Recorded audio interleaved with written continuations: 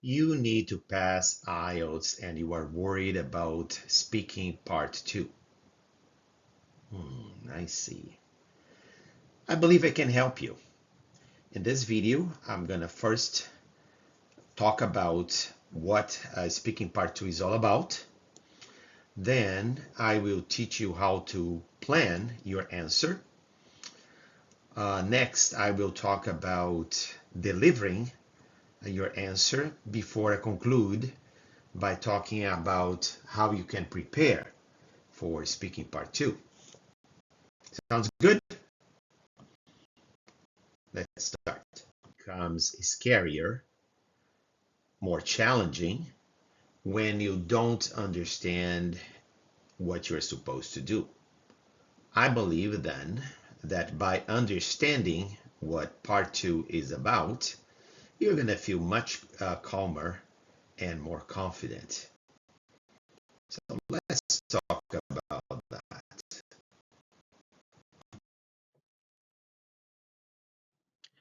In part 2, IELTS wants to know if you can speak English fluently, clearly, coherently, and accurately. Fluently means without hesitation, without pauses. The words, the ideas just keep flowing one after another. You don't have to speak fast. You just have to speak fluently, like I am doing right now.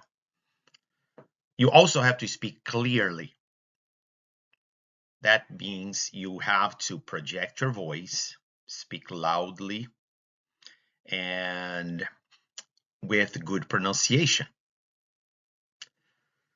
Coherently suggests that your answer needs to make sense.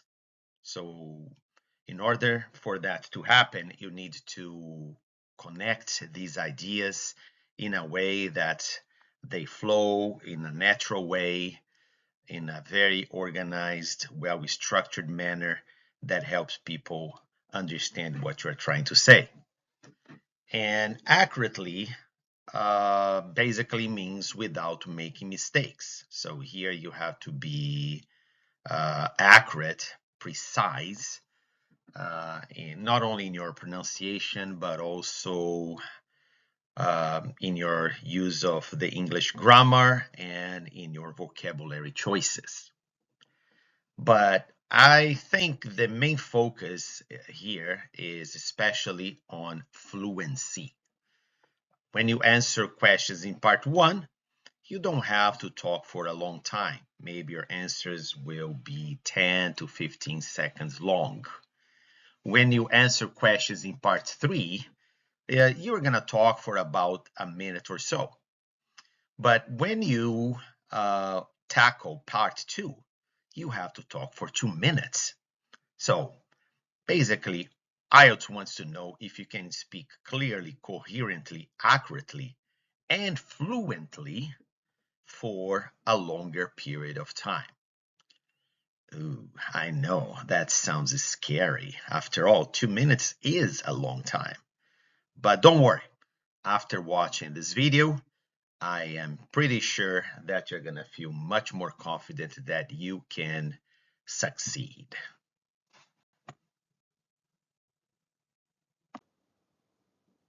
Similarly to what happens in part 1, the questions in part 2 are going to be about you.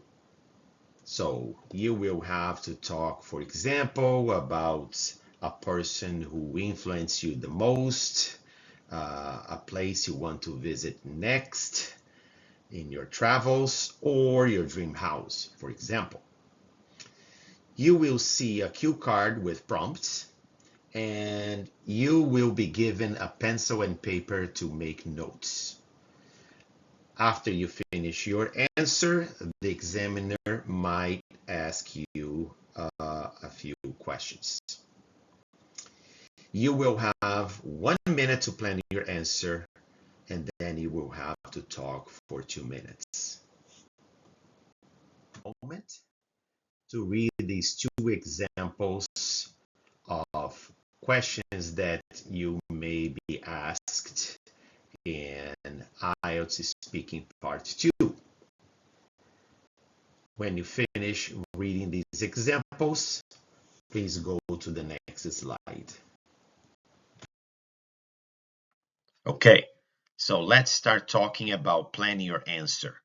The first step you need to take here is to read the prompt carefully. What does that mean? Well, first, you have to underline keywords, important words that will help you remember what you need to talk about. As you look on the screen, you see that I have underlined the words most memorable trip. So you are not supposed to talk about your most memorable party. You're not supposed to talk about your next trip. You are supposed to talk about a trip you made in the past that is truly unforgettable. Notice that I have also underlined the words where, when, who, and why. So you don't need to say anything about how or what or how long necessarily. Now you have a pretty clear idea of what are the different areas of the topic you need to describe. When you read the prompt, also pay attention to verb tenses. Most of the time,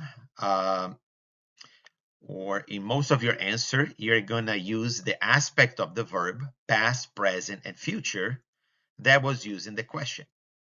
So when you look at the example I provided here, you see that first we talked about a memorable trip. So that's something that happened in the past.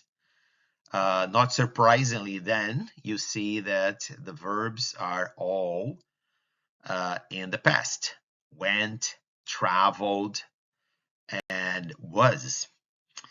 So when you plan your answer and while you deliver your answer, you should use past tenses only.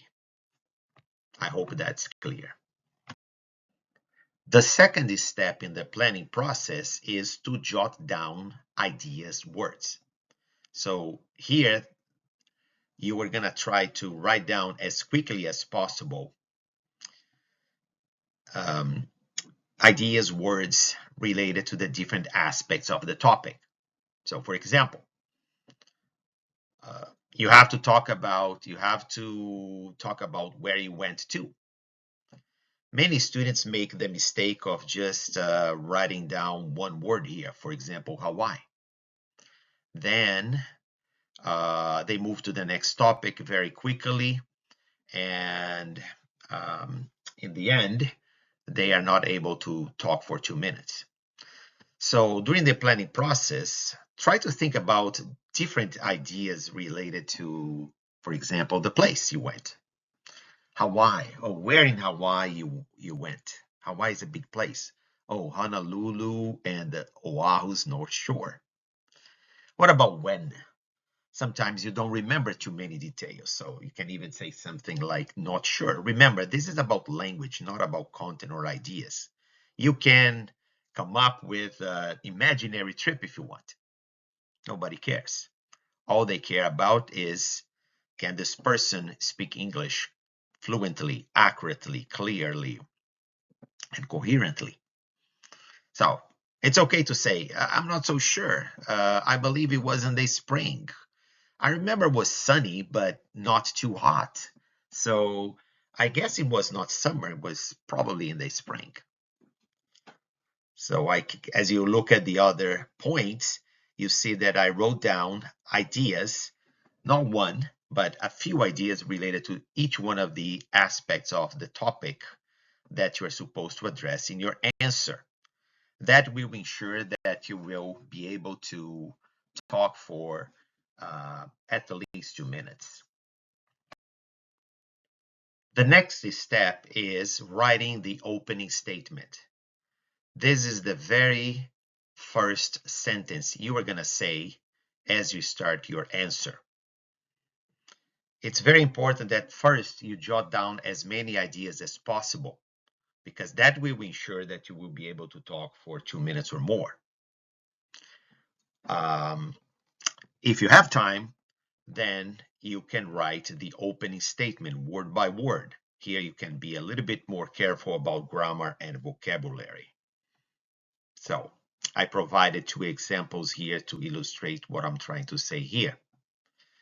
Also, before we look at examples, notice that I mentioned here that you should do everything you can to avoid repeating words from the prompt.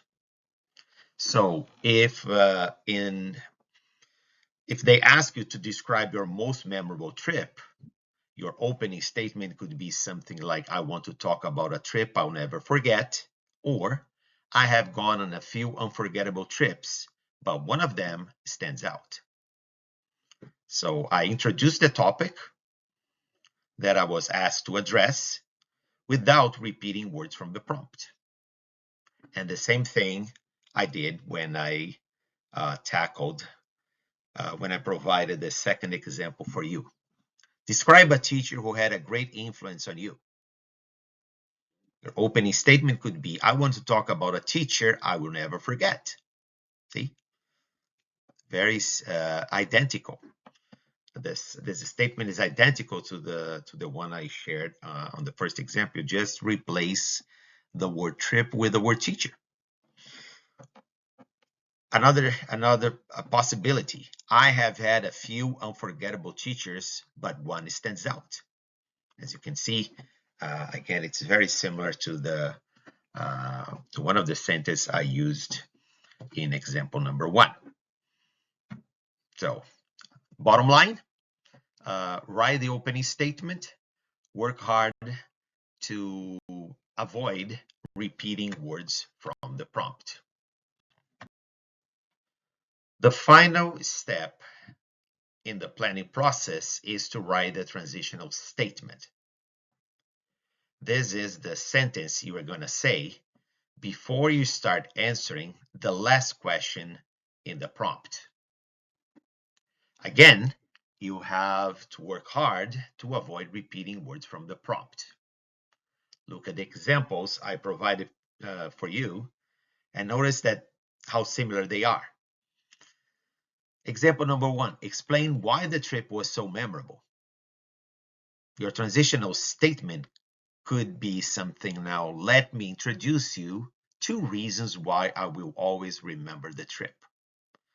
That helps the examiner understand that you are moving to the last part of the question. Another sentence you could use to introduce the last point in example 1 would be, now let me talk about 2 reasons why this trip was so hard to forget.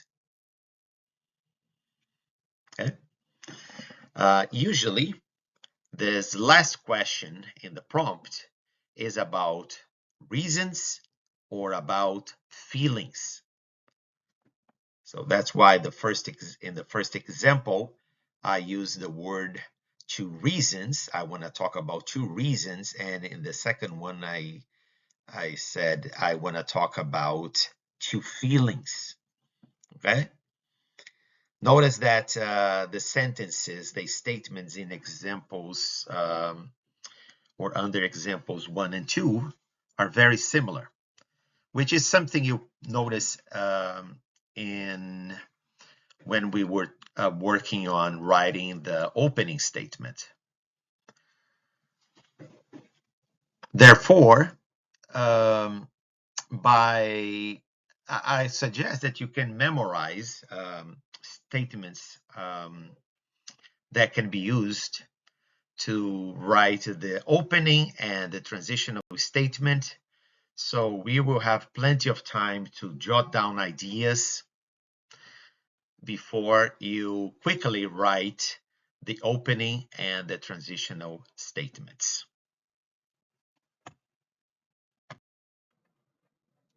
Now, let me share with you a few tips on how you can answer the question, yes. In speaking part 2, you will answer only one question, So here I'm going to share with you a few tips on how you can answer this question in a confident and effective manner. The first tip is follow the prompt. This means you should talk according to the points written on the cue card. You will start by stating the opening statement you wrote. Then you will share your answers to the first three questions. Next, you will enunciate, you will say your transitional sentence before answering the final question. Remember, in the last question, you should discuss reasons or feelings. Make sure that during the planning stage, then, you write down 2 reasons or 2 feelings. For example, if you have to talk about 2 feelings you have now when you remember the teacher who influenced you, you can jot down the words happy and grateful or thankful. Then, when you are answering the question, you will have to explain why you feel that way. If you follow the prompt, you will ensure you will cover all the points and that you will not become lost or confused when delivering your answer. Make sense? Let's move then to tip number 2. Spend at least 1 minute tackling the first 3 questions in the prompt. In my experience, students sometimes cannot talk for at least 2 minutes because they talk very little about the first 3 questions.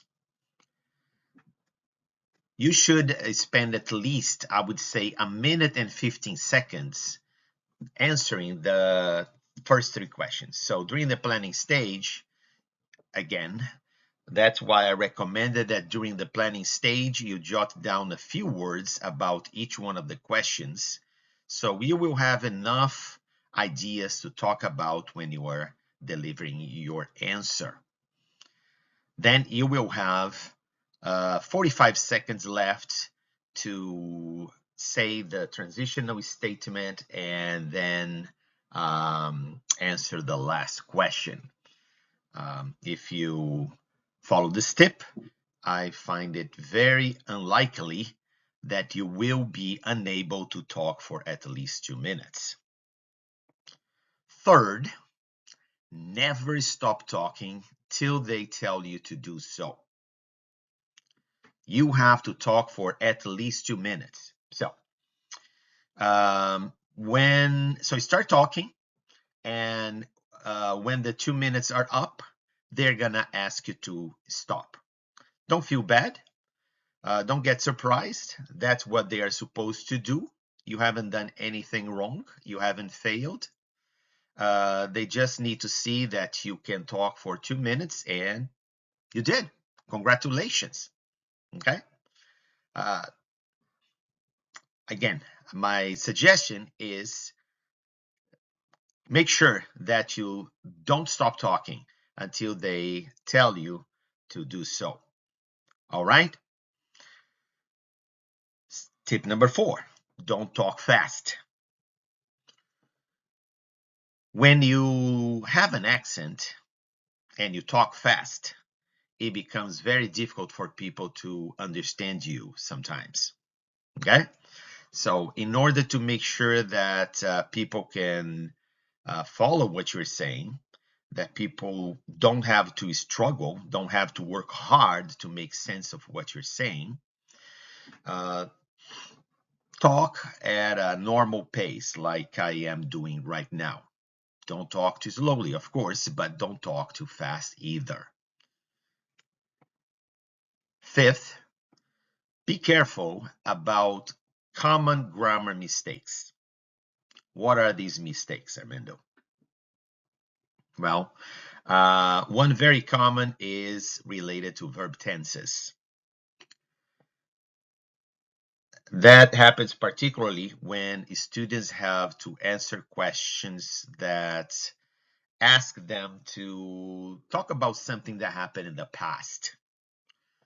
Usually, students start by using the past simple tense, but at some point they they become distracted or tired, and they start using the present tenses. And then they lose points because they are making a grammatical error. So pay attention to the verb tenses using the question. That's the verb tense you will have to use when delivering the answer. That's the time frame you will have to use when delivering the answer. What I mean is, if the question is written, if the verbs in the question are written in the present simple tense, then you have to use present tenses in your answer only. Present simple, present progressive, present perfect. Most of the time, the present simple. The same thing happens, or the same thing applies if the question uses verbs in the past simple tense. Then in your answer, you have to use basically past tenses. The past simple, the past progressive or continuous, or the present perfect. Right? So pay attention to the verb tenses and stick to the same time frame, present, past, future, in your answer. That's what you need to do in the huge majority of the cases. Another grammatical mistake students usually make is related to subject-verb agreement. I like, you like, he, she, it likes. I don't, you don't, he, she, it doesn't. I know it sounds simple, but many times the students make mistakes in this area. They say dogs likes, or they say something, my teacher say, instead of my teacher says. All right, so pay attention to subject-verb agreement. Another common mistake that students make regarding grammar is with singular and plural count nouns. So make sure that you are careful when you are using count nouns. Students make other mistakes with comparatives, prepositions, articles. Articles and prepositions especially are difficult to learn, to master. So don't worry too much if you make mistakes related to these two types of words. Okay, but yeah, try your best to avoid making these very common grammar mistakes. Finally, the last tip is use a variety of words, sentence connectors, and types of sentences. Variety is what makes your English appetizing, elegant, attractive. Think about it as a diet. When we eat food, we need to make sure that we consume, that we have, that we eat food that is rich in different kinds of nutrients. We cannot only eat protein. We're not going to be healthy. We need protein, carbohydrates, fat, minerals, etc. Okay? If you want to come up with an answer that is going to please, impress your examiner, you need to use a variety of words and grammatical formulas. In the same way that, let's say, if sushi is your favorite dish, you don't want to eat sushi every day for breakfast, lunch, and dinner. You probably don't even want to eat it every day. Why are you going to force the examiner to listen to the same words, listen to the same connectors, listen to the same type of sentences when you speak? So variety is what makes your English better. I hope these tips can help you feel confident and deliver an answer that is going to be highly effective.